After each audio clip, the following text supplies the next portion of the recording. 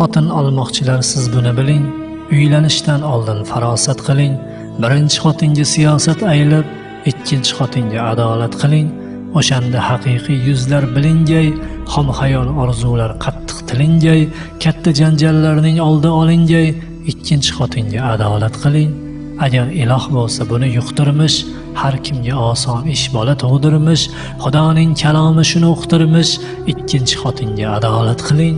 Bahamlik ulashing oqu qorada, bu so'zlar kelmishdir 30 porada, muhabbatdan boshqa hamma borada, ikkinchi xotinga adolat qiling. Dushman holingizga qotib kulsa ham, eng yaqin do'stingiz g'amgin bo'lsa ham, nadomatlar chekib alam qilsa ham, ikkinchi xotinga adolat qiling. Yolg'on hissiyotning jilovini tutmang, kimdandir yaxshiroq fatvoni kutmang, nikohdan oldingi shartni unutmang, ikkinchi xotinga adolat qiling. Ko'paymasin deyman kishilar sizdek, so'zida turolmas ayolu qizdek, chiqmagan bo'lsa ham kutganingizdek, ikkinchi xotinga adolat qiling. Sizga loyiq emas yashamak kulib, yoki davralarda shodlikdan to'lib, ikki hovli aro sarsonlar bo'lib, ikkinchi xotinga adolat qiling.